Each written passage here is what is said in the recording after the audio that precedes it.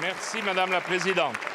Ma question s'adresse à Madame la Première ministre. Une fois encore, les prix des carburants flambent à la pompe et mettent à mal le pouvoir d'achat des Français dans un contexte d'inflation persistante.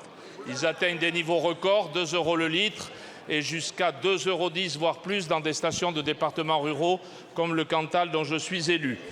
Face à cette nouvelle crise, la cacophonie a gagné le sommet de l'État. Après avoir dans un premier temps rejeté toute idée d'intervention, vous avez lancé un appel désespéré à la générosité des gros distributeurs. Une proposition de vente à perte manifestement improvisée qui s'est heurtée à un refus catégorique. Un camouflet qui se double maintenant d'un désaveu avec la dernière proposition en date du président de la République, le retour d'un chèque carburant. Vous connaissez notre opposition à ce dispositif, source d'inégalités, qui au final n'a concerné qu'un peu plus de 4 millions de foyers, ce qui est bien peu au regard des 40 millions d'automobilistes. Les parents qui conduisent leurs enfants à l'école, les retraités, les bénévoles, les artisans, les petites entreprises, les professions libérales comme les infirmières, qui seront exclus de ce dispositif, n'ont pas pour autant l'impression d'effectuer des déplacements de confort, pour reprendre l'expression du président de la République. Madame la Première ministre, notre président de groupe, Olivier Marleix, vous a demandé d'organiser une conférence sur les prix de l'énergie, pétrole bien sûr, mais aussi gaz et électricité, proposition à laquelle vous sembliez souscrire, d'où ma première question. Comptez-vous accéder à sa demande? Pour répondre à cette crise d'une ampleur inédite, allez-vous enfin revoir la fiscalité sur les carburants et décider d'une baisse des taxes qui représentent plus de la moitié du prix à la pompe, des taxes que votre prédécesseur Édouard Philippe s'était empressé d'augmenter en son temps avec les conséquences sociales qu'on a tous à l'esprit? Je vous remercie. La parole est à monsieur Bruno Le Maire, ministre de l'Économie, des Finances et de la Souveraineté industrielle et numérique.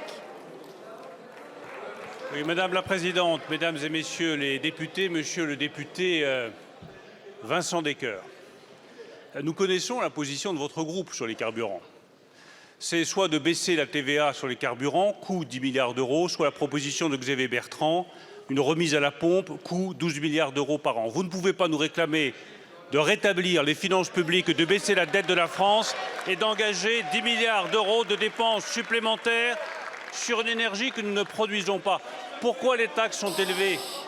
Parce que la politique qui a été menée en France depuis le début, c'est de taxer lourdement une énergie que nous ne produisons pas pour financer une énergie que nous produisons, qui est l'énergie nucléaire. Et nous garderons cette politique. Baisser les taxes sur les carburants, Monsieur Descoeur, c'est une triple aberration. C'est une aberration écologique car c'est financer le fossile. C'est une aberration budgétaire parce que ça creuse le trou de la dette de l'État. Et c'est une aberration géopolitique parce que l'argent va tout droit dans la poche de Monsieur Poutine. Nous avons d'autres propositions. S'il vous plaît, un peu de silence. Nous avons d'autres propositions que nous mettons en œuvre. Nous avons obtenu de Total qu'il plafonne le prix des carburants à 1,99 €. Nous obtiendrons des distributeurs qu'ils mettent en place des prix coûtants à la pompe dans chacun des magasins de la distribution. Et nous mettrons en place une indemnité carburant transport sur laquelle, Monsieur Descoeur, vous devriez nous rejoindre. Vous voulez aider ceux qui travaillent. Eh bien, nous apportons une aide à ceux qui travaillent et pas à ceux qui prennent leur 4x4 pour se rendre en vacances. Je vous remercie, Monsieur le ministre. Monsieur Descoeur. Monsieur le ministre, les Français attendent une réponse immédiate et à l'horizon de 2024, une réponse pour tous ceux qui travaillent et tous ceux qui ne peuvent pas se passer de leur véhicule. Merci.